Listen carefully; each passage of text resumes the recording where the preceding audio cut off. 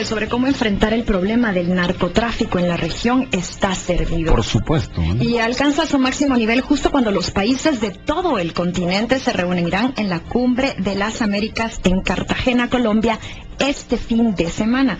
Para conversar sobre este tema y el papel que el gobierno de Guatemala juega en esta discusión, hoy nos acompañan aquí en A Primera Hora, Felipe. En cabina, Carmen Rosa de León Escribano, directora del Instituto de Enseñanza para el Desarrollo Sostenible PADES e integrante del Consejo Asesor de Seguridad CAS.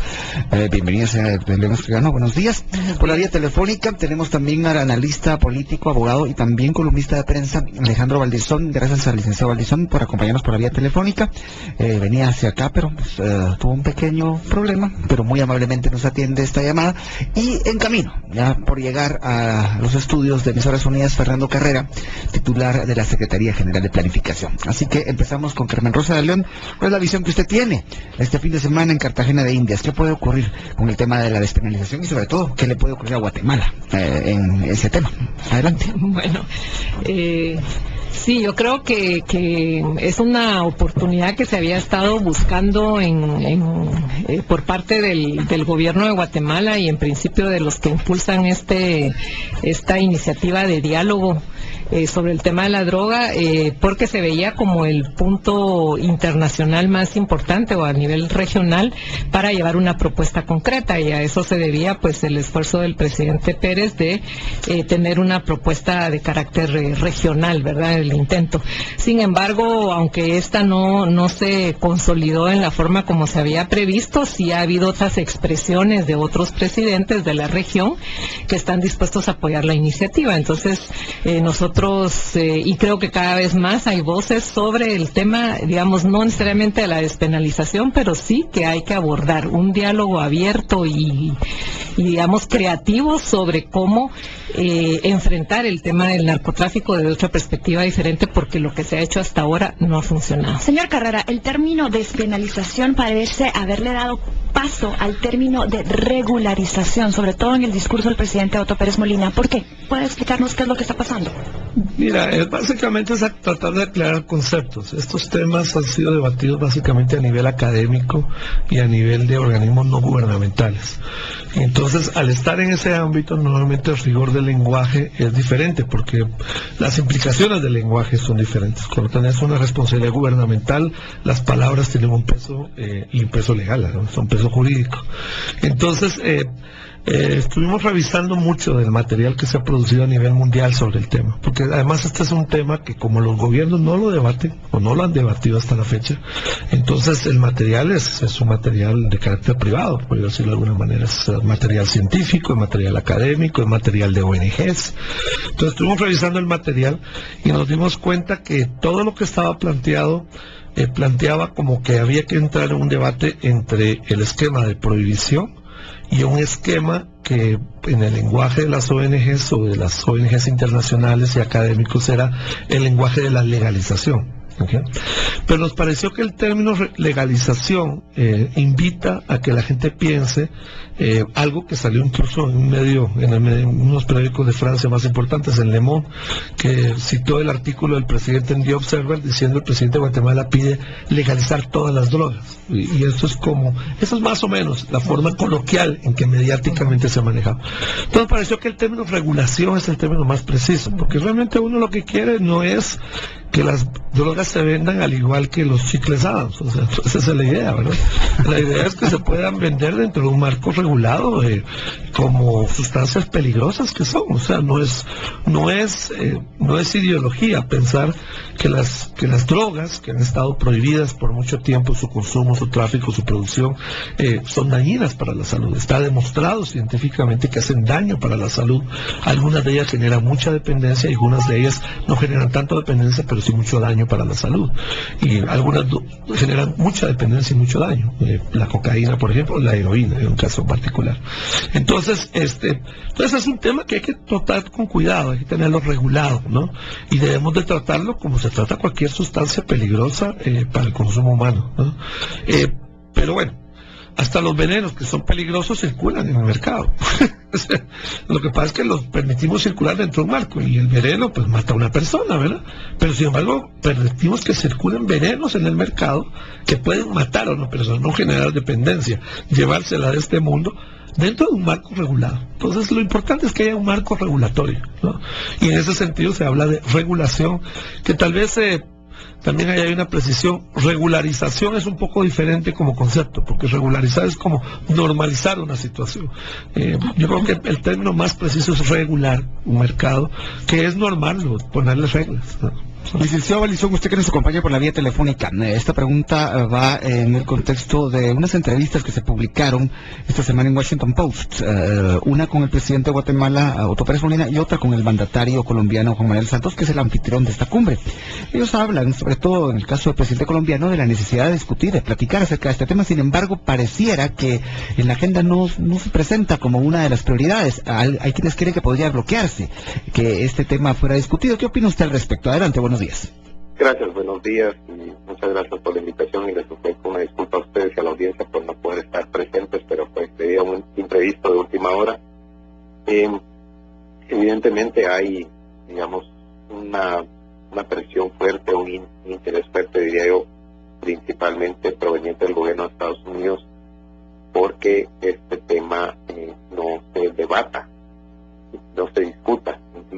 Gente, digamos, que encabeza movimientos serios en favor de la despenalización de las drogas, o más bien en favor de una idea tal vez un poco más general, que creo es la idea sensata y correcta de que miren, la forma en que se ha querido combatir el problema ha fracasado y hay que pensar en nuevas maneras. Es decir, esto es una guerra que no ha funcionado y el problema de las drogas se tiene que combatir de una manera diferente. Pero simplemente se da el caso que esto no es un tema, digamos, que al gobierno de Estados Unidos le interese siquiera que se discuta. Y una de las razones, diría yo, es porque saben que en el momento que se empieza a discutir, tienen el argumento perdido. No se puede sostener más el argumento de la prohibición, es un argumento insostenible. Y sin embargo, el gobierno de Estados Unidos persiste en que esa tiene que ser la estrategia y pues ha ejercido, yo creo que visiblemente, cierta influencia en algunos países y gobiernos latinoamericanos para que este tema pues se opaque, ¿verdad? Entonces yo creo que sí hay que seguir con la insistencia. Hay que entender que América Latina, digamos, sufre un problema de manera diferente de lo que sufren los Estados Unidos. Por decirlo de una manera muy general, Estados Unidos tiene el problema de la principal drogadicción, y no es porque los ciudadanos norteamericanos sean unos drogadictos o qué sé yo, es porque simplemente son la economía más grande del mundo, consumen más de cualquier cosa, y las drogas no son la excepción. Y entonces, pues, ese problema de esa demanda exacerbada de drogas es la que nos provoca los problemas que nos toca sufrir a nosotros acá, de delincuencia, de violencia, de criminalidad, etcétera. Entonces sí tiene que insistirse, creo, de parte de los gobiernos latinoamericanos en replantear la estrategia y, pues, por supuesto, para nosotros la solución ideal es la descriminalización del tema, el levantamiento de esta prohibición absurda. Pero en dado caso creo que América Latina tiene que entender, creo que el presidente Otto Pérez Molina lo entiende bien, el gobierno de Guatemala lo entiende bien, y ya pareciera que otros países lo empiezan a entender, que el problema de América Latina es diferente y tiene que plantear una estrategia que atienda a sus problemas y en dado caso encauzar la responsabilidad hacia donde corresponde. Y si América Latina como tal tiene que hacer una presión para que eventualmente la decisión acertada, que es el levantamiento de la prohibición, se tome en Estados Unidos, se haga, porque si no es con ese tipo de presión, Estados Unidos simplemente no va a reaccionar. Vamos a ir a la pausa, después seguimos conversando acerca de este tema tan interesante y tan polémico realmente, así que por favor quédese con nosotros. Está escuchando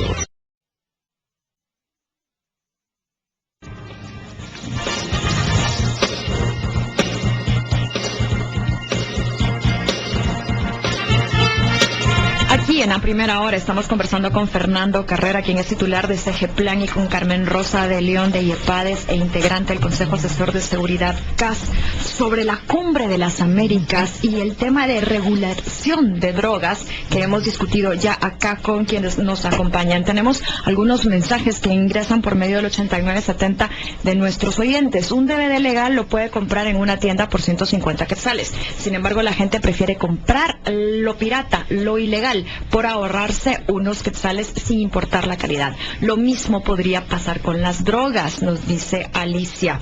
Se mezclan peras con manzanas. La violencia en nuestros países no es solamente por tráfico de drogas. Los muertos por guerra de drogas es bajo comparado con otras causas, nos dice otra persona. Y Selvin dice, ¿podrían explicar cuál es el concepto de cómo cambia la situación de la droga en Guatemala con la despenalización en términos que todos podamos entender? Creo que vale la pena ir uno por uno. Sí. Hablemos de la DVD que se puede comprar, digamos, en una tienda por 150 quetzales, pero pirata más barato. Dice que esto podría ocurrir con las drogas. Lo firma Alicia. ¿Qué dice esto, Carmen Rosa de León? Bueno, yo creo que tal vez uno de los problemas del debate que en torno a este tema es cabalmente que se está haciendo el énfasis en la despenalización del consumo de drogas.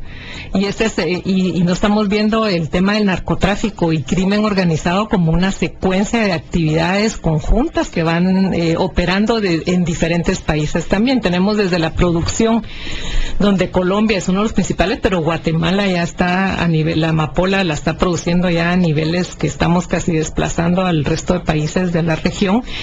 Está el tema, y recordemos que producción, hay países que producen legalmente la amapola. Entonces ahí tenemos un primer nicho de entrada para la discusión sobre si se puede legalizar o no la producción, donde también algunos presidentes, como el boliviano, han planteado también abordar esta temática. Después tenemos el tema del tránsito y el tráfico, que es lo que más afecta a la región centroamericana porque es la actividad principal, y luego tendríamos el tema de consumo y lavado de dinero, más todos los problemas adicionales como el tráfico de armas, que también está implicado no solo en este, sino en otros crímenes organizados. Entonces, tal vez al hablar de despenalización sí se ha planteado mucho el tema de pensar que es en el consumo. ¿Y por qué? Porque muchas de las propuestas han ido en torno al consumo, porque ese es el principal problema de Estados Unidos en torno a la droga, y no se ha visto desde la perspectiva regional centroamericana o desde otros países, donde para nosotros lo que más nos está afectando a niveles de violencia es cabalmente el tráfico y el que estén los cárteles acá en la región manejando todas las actividades, dado pues el enfrentamiento que México tiene frontalmente con los cárteles. Entonces ahí, al separarlo en estos diferentes nichos y escenarios, entonces es más fácil ir abordando uno por uno. En el tema del consumo, aquí planteábamos que según las estadísticas internacionales, Centroamérica es de los países menos consumidores, no estamos en un nivel muy alto de consumo, y que eso no es lo que está afectando. Si se hablara de despenalizar el consumo, también tendría que hablarse entonces mejorar el sistema de salud, invertir en una serie de acciones por parte del Estado que tendrían que ir fortaleciendo la atención hacia los consumidores y la regularización de la venta o consumo de droga, pero realmente eso a nosotros solo hay un punto en el cual nos podría beneficiar, digamos, y es en este caso el que si hay el 80% de las actividades del sistema de penal está asociado a posesión para el consumo. Entonces, la mayor parte de detenidos que tenemos en este momento en el sistema es por posesión para el consumo. O si ustedes se dan cuenta, casi a todos los delincuentes se les capturan por posesión para el consumo o por tenencia ilegal de arma. Entonces, en este punto, si no fuera condición, digamos, para ir preso, la posesión para el consumo sí rebajaría muchísimo el congestionamiento del sistema. penitenciario y del sistema de justicia. Entonces, ese sería el punto a nivel del consumo donde nosotros podríamos decir que podría haber una acción positiva.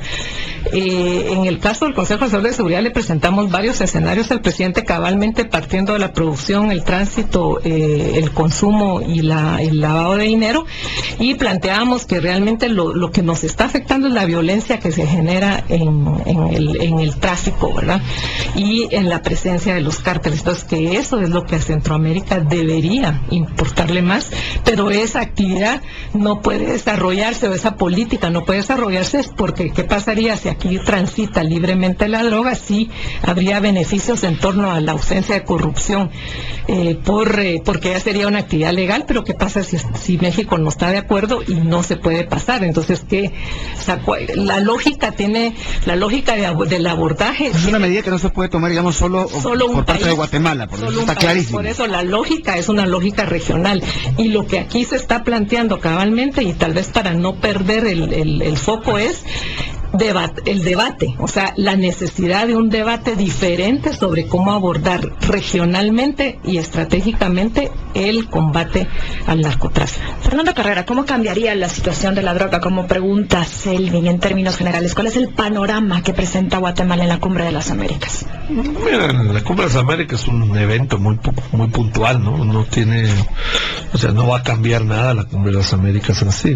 Son varias características. La primera es que es una cumbre que viene preparada desde hace muchos meses atrás. La cumbre no tiene una agenda que está determinada por un motivo de coyuntura, ni una agenda de corto plazo, ni nada por el estilo. Las declaraciones han estado pactadas por los países desde hace semanas atrás, y esto no va a cambiar significativamente. Eso para entender ¿por qué es entonces importante Cartagena? Bueno, porque es la primera vez que jefes de Estado que están asumiendo el puesto como jefes de Estado, no expresidentes ni personas que han sido importantes funcionarios en el pasado, es la primera vez que vamos a tener a presidentes diciendo y hablando abiertamente de que es necesario un diálogo sobre la política de drogas. Ahora, Selvin, lo que realmente quiere saber es cuál sería el cambio que traería esta, que es una regulación y que se ve como un punto intermedio entre qué, por ejemplo, ¿no? Bueno, básicamente es asumir el mercado de las drogas como asumimos el mercado del alcohol y el tabaco, es lo mismo. O sea, hay restricciones para su consumo, hay indicaciones de salud para su consumo, hay restricciones de consumo como cuáles. Bueno, no le vendemos alcohol, o no deberíamos vender alcohol a los menores de edad, y esto es una restricción de consumo. Restricciones de consumo como poner claramente las indicaciones, como se hace con una cajetilla de cigarros, de que esto es dañino para la salud y da cáncer, etcétera.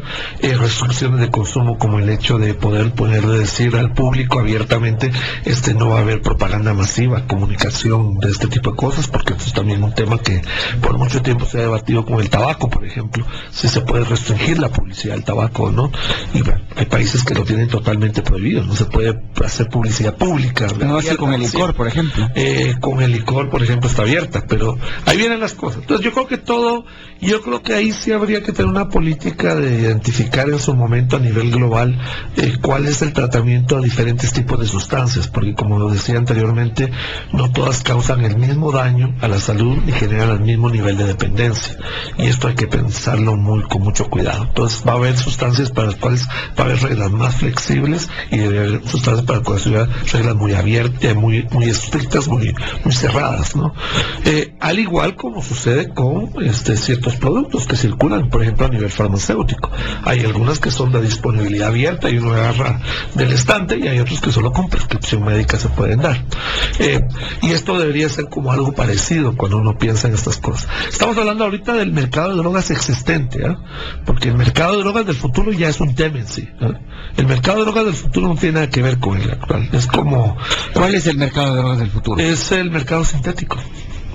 Acá es un futuro que ya está presente. Bueno, no solo está presente, o sea, voy a ponerte el caso. En Inglaterra en el último año, 2010-2011, entraron 51 drogas sintéticas nuevas al mercado. 51 drogas sintéticas en un año, ¿ok?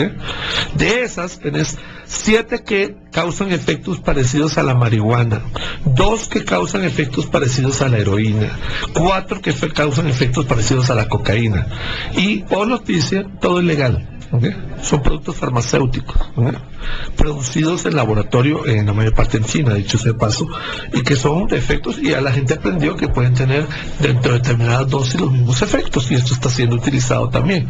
Entonces, el punto es, al futuro vamos a tener todo un mercado de drogas sintéticas para uso recreacional, como se dice, para uso personal, que es parte del problema.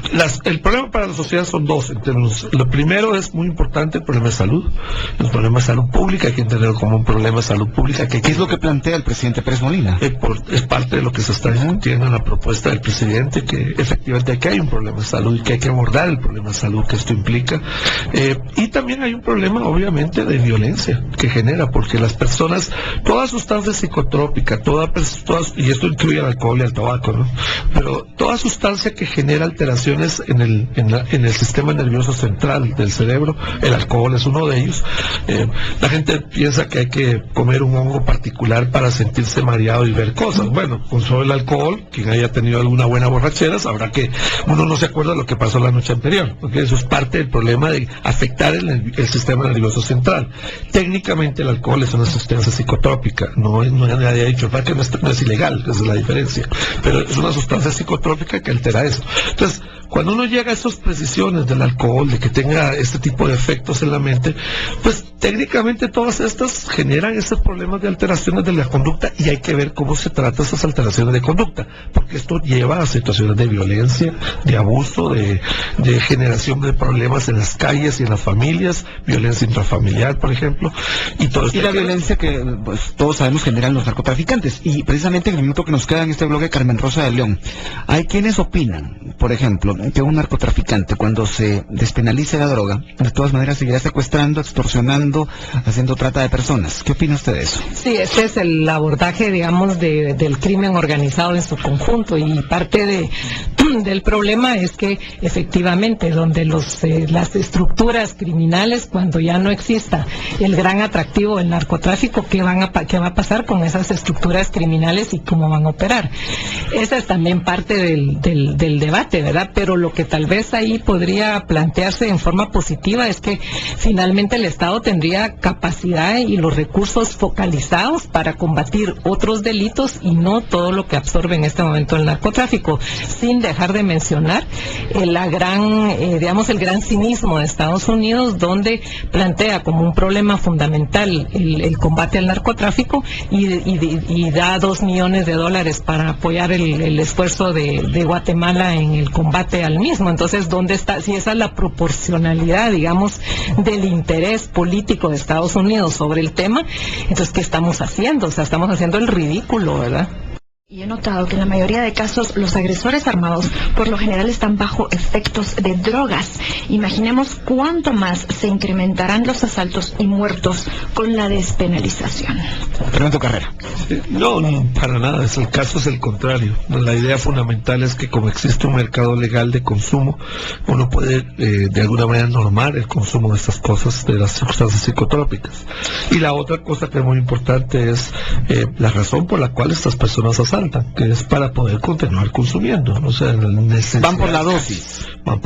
Entonces, aquí obviamente esto implica una acción combinada, no es solamente la legalización o desregulación de cierto tipo de consumos, también implica un fortalecimiento de los sistemas de salud y de bienestar social, de provisión social. Y en esto hay que decir que regular el mercado de una manera más clara nos va a permitir tener más responsabilidad pública frente a los problemas de salud que tenemos, y desviar recursos que hoy estamos destinando a cárceles o a capturas para poderlos destinar a donde tenemos que destinar, lo que es al tratamiento de las personas adictas que generan este tipo de problemas, porque hoy por hoy no hay posibilidad de darles atención a estas personas, ¿no? Gran pregunta, si se vuelve un problema de salud o se considera así desde el Estado, ¿realmente podrá ese Estado guatemalteco enfrentar ese reto de la gran cantidad de adictos que tendríamos seguramente a la hora de que se despenalizara? Es una suposición que están sugiriendo algunos oyentes por medio del 8970. ¿Qué dice Carmen Rosa de León? Sí, efectivamente, en el caso del consumo es necesario tener un sistema de salud, como ha pasado en los países que han regularizado al consumo de algunas de las drogas, pero no es regularizar todas, como decía Fernando. Han tenido que hacer inversiones fuertes en el sistema de salud. Aquí volvería yo nuevamente a que no nos centremos solo en el tema del consumo, porque lo que está afectando a nivel de la región centroamericana es el negocio completo del narcotráfico. El consumo es solo una de las partes. Y entonces sí hace falta como discutir cómo enfrentar los otros problemas que van asociados al crimen organizado y sobre todo al narcotráfico, que es el que genera el mayor volumen de ingresos para los grupos criminales. De hecho, Francisco nos dice, no ha funcionado el control de venta de licor y tabaco a los niños. ¿Cómo se puede prever que esto suceda en el caso de la droga? Pues es interesante, porque yo pienso que efectivamente, aunque hay descontrol, o sea, no hay que negarlo, y eso tiene que ver con un sistema regulatorio del sistema de salud de Guatemala muy débil, ¿no? Porque esto pues habla de un estado débil que no puede imponer reglas, ¿no? Normalmente lo que tendría que hacerse, y esto es parte de la discusión, es en esta discusión que teníamos en Inglaterra con un grupo de expertos sobre el tema, yo decía, no hay opción, el Estado tiene que ser más fuerte. O sea, no es que el Estado va a ser más débil, porque ahora ya no tiene que preocuparse de prohibir. No, el Estado tiene que ser más fuerte. Lo que pasa es que tiene que ser más fuerte en cosas que hoy no es fuerte. Por ejemplo, su capacidad de regulación y de control del consumo. Y yo no sé por qué, pero nosotros hemos todavía tenido la capacidad para tener un Estado en el campo de la salud lo suficientemente fuerte. Yo decía, para nosotros el desafío no es cómo controlamos el consumo de drogas, es cómo bajamos la mortalidad materna, que es una meta de salud tan básica y tan elemental en el mundo, que casi el 90% de los países de igual ingreso per cápita que Guatemala ya ni siquiera lo discuten, porque ya lo bajaron, punto. Entonces, para nosotros un desafío es mucho mayor. Yo siempre insisto en esto del tema de que el desafío es grande, porque muchas personas piensan que uno propone la idea de regular el mercado y de legalizar el consumo de ciertas drogas como una vía de salirse del problema. Y no hay vía de salirse, lo único que estamos haciendo es definir los términos del problema, cómo lo vamos a abordar. Y en sí mismo es un desafío. O sea, el fortalecer el Estado y la función pública es un desafío para Guatemala. Y pase lo que pase, sigamos en el modelo prohibicionista, o entremos a una discusión global de un mercado regulado. En cualquier caso, vamos a necesitar un Estado más fuerte, no un Estado más débil. Pues bueno, lamentablemente el tiempo se nos terminó. El tema no se queda acá, por supuesto. Veremos qué ocurre después de la Cumbre de las Américas. Veremos cuán abordado es el tema en realidad, cuál es el respaldo que pueda tener de parte de los mandatarios presentes. Por lo menos en Centroamérica ya sabemos más o menos cómo están las sumas y las restas. Así que bueno, gracias a Carmen Rosa de León y a Fernando Carrera por haber estado con nosotros aquí en cabina, y también a Alex Valdizón por habernos contestado la llamada telefónica. Los invitamos a seguir en sintonía de Emisoras Unidas.